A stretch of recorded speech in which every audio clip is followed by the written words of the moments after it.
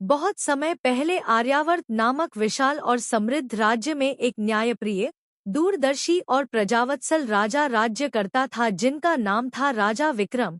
उनके राज्य में चारों ओर हरियाली, भरे हुए अन्न भंडार, सुरक्षित सीमाएं और प्रसन्न प्रजा थी। परंतु राजा के मन में एक चिंता हमेशा बनी रहती थी क्योंकि उनका एकमात्र पुत्र राजकुमार आर्यन अब युवावस्था को प्राप्त हो चुका था और राजा चाहते थे कि उसके विवाह के लिए ऐसी कन्या चुनी जाए जो केवल रूप और धन में ही नहीं बल्कि बुद्धि, करुणा, धैर्य और न्यायप्रियता में भी श्रेष्ठ हो, क्योंकि राजा भलीभांति जानते थे कि भविष्य में वही युवती राज्य की रानी बनेगी और उसके निर्णयों से लाखों प्रजा का जीवन प्रभावित होगा। इसी उद्देश्य से एक दिन उन्होंने मंत्रियों के साथ सभा में विचार विमर्श किया और निश्चय किया कि पूरे राज्य में यह घोषणा कर दी जाए कि जो भी युवती 5 अत्यंत कठिन प्रश्नों का उत्तर विवेक और सत्यनिष्ठा से देगी उसे न केवल स्वर्ण मुद्राओं से सम्मानित किया जाएगा बल्कि उसका विवाह राजकुमार आर्यन से भी किया जाएगा। यह संदेश ढोलन गाड़ों, शंखनाद और सवारियों के माध्यम से गांव-गांव, नगर-नगर पहुंचाया गया जिससे पूरे राज्य में उत्सुकता की लहर दौड़ गई। उसी राज्य के एक छोटे से गांव में एक परिवार रहता था जहां 2 सौतेली बहनें रहती थी, जिनके पिता साधारण किसान थे। बड़ी बेटी गौरी अपनी पहली मां की संतान थी जिसकी मृत्यु गौरी के बचपन में ही हो गई थी और उस घटना ने गौरी को समय से पहले परिपक्व बना दिया था। उसने कम उम्र में ही घर के काम, खेत का श्रम और जीवन की कठिनाइयों को सहना सीख लिया था। वह शांत स्वभाव की, विनम्र और अत्यंत बुद्धिमान थी। जबकि कुछ वर्षों बाद पिता ने दूसरी शादी की और दूसरी पत्नी से एक बेटी चांदनी हुई जो बचपन से ही लाड़ प्यार में पली थी।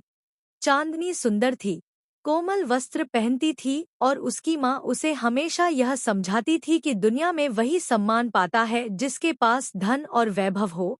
धीरे धीरे चांदनी के मन में घमंड और तुलना की भावना घर करने लगी। वह अक्सर गौरी को उसके साधारण कपड़ों और शांत स्वभाव के कारण ताना मारती थी। जब राजा की घोषणा गांव पहुंची तो चांदनी और उसकी माँ के मन में लालच और महत्वाकांक्षा जाग उठी। उन्हें लगा कि यह अवसर उनके जीवन को राजसी वैभव से भर सकता है। परंतु उनके मन में एक भय भी था क्योंकि वे जानती थी कि गौरी की बुद्धि और संतुलित सोच किसी भी परीक्षा में उसे आगे कर सकती है। इसलिए चांदनी ने मन ही मन निश्चय किया कि वह किसी भी तरह गौरी को इस प्रतियोगिता से दूर रखेगी। परीक्षा से एक दिन पहले उसने चालाकी से गौरी के कपड़ों पर स्याही गिरा दी ताकि वह राजदरबार में अपमानित हो और साथ ही उसकी चप्पल भी छुपा दी जिससे वह समय पर महल न पहुंच सके। किंतु गौरी ने परिस्थिति को भाग्य मानकर रोना धोना नहीं किया बल्कि रात भर साड़ी धोकर सुखाई और सुबह नंगे पांव ही कांटों भरे रास्ते पर चल पड़ी। उसके पैरों से रक्त भी निकला पर उसके मन में दृढ़ संकल्प था कि वह सत्य और बुद्धि के बल पर ही अपनी पहचान बनाएगी। जब वह महल पहुंची तो वहां सैकड़ों कन्याएं सजीजी खड़ी थीं और दरबार स्वर्ण स्तंभों तथा रत्नजटित दियों से सुसज्जित था। राजा विक्रम सिंहासन पर विराजमान थे और उनके पास राजकुमार आर्यन गंभीरता से सबको देख रहे थे। परीक्षा प्रारंभ हुई और पहला प्रश्न पूछा गया कि ऐसी कौन सी वस्तु है जो बांटने से बढ़ती है। कई कन्याओं ने अलग अलग उत्तर दिए पर चांदनी ने आत्मविश्वास से धन कहा जबकि गौरी ने शांत स्वर में ज्ञान और प्रेम का उत्तर दिया जिससे दरबार में सराहना की हल्की ध्वनि गूंज उठी। दूसरे प्रश्न में पूछा गया कि मनुष्य का सबसे बड़ा शत्रु कौन है तो चांदनी ने गरीबी कहा जबकि गौरी ने अहंकार और क्रोध को मनुष्य का सच्चा शत्रु बताया। तीसरे प्रश्न में राज्य की समृद्धि का आधार पूछा गया तो चांदनी ने खजाना और सेना का नाम लिया जबकि गौरी ने न्याय और शिक्षा को राज्य की वास्तविक शक्ति कहा। चौथे प्रश्न में अपमान का उत्तर पूछा गया तो चांदनी ने बदला लेने की बात कही जबकि गौरी ने धैर्य और क्षमा को श्रेष्ठ मार्ग बताया। अंत में पांचवें और सबसे कठिन प्रश्न में राजा ने पूछा कि यदि तुम्हारी अपनी बहन तुम्हारे विरुद्ध साजिश करे तो तुम क्या करोगी। इस प्रश्न पर चांदनी के चेहरे का रंग उड़ गया क्योंकि उसे अपनी चाल याद आ गई। पर गौरी ने बिना किसी कटुता के उत्तर दिया कि वह पहले उसके मन की पीड़ा को समझेगी और दंड के स्थान पर प्रेम से उसे सही मार्ग दिखाएगी। तभी एक दासी ने सच्चाई प्रकट कर दी कि चांदनी ने ही गौरी के कपड़े खराब किए और उसकी चप्पल छुपाई थी। दरबार में हलचल मच गई और राजा क्रोधित हो उठे पर गौरी ने हाथ जोड़कर अपनी बहन के लिए क्षमा मांगी और कहा कि ईर्ष्या मन की कमजोरी है जिसे दंड नहीं बल्कि समझ और स्नेह से सुधारा जा सकता है। गौरी की इस उदारता, बुद्धिमत्ता और संयम से राजा और राजकुमार दोनों अत्यंत प्रभावित हुए और उसी क्षण राजा ने घोषणा कर दी कि सच्ची विजेता गौरी है, क्योंकि जिसने विपत्ति में धैर्य रखा, अपमान में क्षमा दिखाई और अवसर मिलने पर भी घमंड नहीं किया, वही राज्य की रानी बनने योग्य है। इस प्रकार गौरी के जीवन का नया अध्याय आरंभ हुआ, जबकि चांदनी पश्चाताप और आत्ममंथन के दौर से गुजरने लगी। दरबार में गौरी को विजेता घोषित किए जाने के बाद पूरे राज्य में उत्सव की तैयारी शुरू हो गई। परंतु चांदनी के मन में चल रहा तूफान शांत नहीं हुआ था, क्योंकि एक ओर उसे अपनी गलती पर पछतावा हो रहा था तो दूसरी ओर उसके मन का अहंकार उसे बार बार यह सोचने पर मजबूर कर रहा था कि जो वैभव और राज सिंहासन उसके हाथ में आ सकता था वह उससे छिन गया। उसकी माँ भी भीतर ही भीतर जल रही थी और उसने चांदनी के मन में फिर से संदेह के बीज बोने शुरू कर दिए कि देखना, महल में जाकर गौरी हमें भूल जाएगी। जबकि दूसरी ओर गौरी विनम्र भाव से विवाह की तैयारियों में लगी थी और बार बार अपने पिता तथा बहन के लिए वस्त्र और सम्मान की व्यवस्था करने का आग्रह कर रही थी। जब भव्य विवाह समारोह में राजकुमार आर्यन ने गौरी का हाथ थामा तो पूरे राज्य ने देखा कि वह राजसी आभूषणों से अधिक अपने सौम्य आचरण से सुशोभित लग रही थी। विवाह के पश्चात जब गौरी महल पहुंची तो उसने सबसे पहले राजकोष देखने की इच्छा नहीं जताई, बल्कि अनाज भंडार, विद्यालयों और चिकित्सालयों की स्थिति के बारे में जानकारी मांगी, जिससे स्वयं राजा विक्रम भी प्रसन्न हुए। किंतु महल की राजनीति इतनी सरल नहीं थी, क्योंकि कुछ दरबारी जो वर्षों से अपने स्वार्थ साध रहे थे, उन्हें भय हुआ कि यह नई रानी यदि न्याय और शिक्षा पर बल देगी तो उनके अनुचित लाभ समाप्त हो जाएंगे। इसी बीच चांदनी को उसकी मां ने समझाया कि यदि वह चाहे तो अभी भी परिस्थितियां बदल सकती हैं, और उन्होंने एक नई साजिश रची कि राज्य के खजाने से कुछ स्वर्ण मुद्राएं गायब कर दी जाए और दोष गौरी पर लगाया जाए, ताकि यह सिद्ध किया जा सके कि वह बाहर से सीधी सादी दिखती है पर भीतर से लालची है। चांदनी पहले तो हिचकिचाई, क्योंकि उसे अपनी पिछली भूल याद थी, परंतु माँ के उकसाने पर वह एक रात गुप्त रूप से महल पहुंची, जहां उसकी माँ की परिचित एक दासी ने उसकी सहायता की और कुछ स्वर्ण मुद्राएं चुपके से निकाल ली। अगले दिन दरबार में हंगामा मच गया और कुछ दरबारियों ने संकेत दिया कि नई रानी के आने के बाद ही यह घटना हुई है। यह सुनकर राजकुमार आर्यन क्षण भर के लिए चिंतित हुए, पर उन्होंने तुरंत किसी निष्कर्ष पर पहुंचने से इनकार कर दिया। गौरी ने शांत भाव से कहा कि सत्य स्वयं प्रकाश में आएगा, और उसने स्वयं आग्रह किया कि पूरी जांच हो। जांच के दौरान उसने देखा कि दासी के व्यवहार में घबराहट है, और उसने उसे अलग ले जाकर कठोरता से नहीं बल्कि करुणा से पूछा कि क्या वह किसी दबाव में है। दासी रो पड़ी और उसने सारी सच्चाई बता दी कि चांदनी और उसकी माँ के कहने पर उसने यह कार्य किया। यह सुनकर राजदरबार स्तब्ध रह गया, और जब चांदनी को बुलाया गया तो वह कांपते हुए उपस्थित हुई।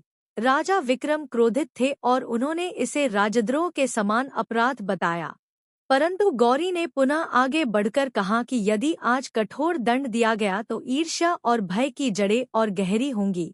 उसने स्वीकार किया कि सच्चा परिवर्तन दंड से नहीं बल्कि आत्मबोध से आता है। गौरी ने चांदनी की ओर देखकर कहा कि बहन, यदि तुम्हें राजमहल चाहिए था तो तुम मुझसे कह सकती थी, परंतु मैं चाहती हूँ कि तुम यहाँ अपने अधिकार से नहीं बल्कि अपने गुणों से स्थान पाओ। गौरी के इन शब्दों ने चांदनी के हृदय को झकझोर दिया और वह फूट फूट कर रो पड़ी। उसने स्वीकार किया कि उसकी ईर्ष्या ने उसे अंधा बना दिया था और उसने अपने ही रक्त संबंध को चोट पहुंचाई।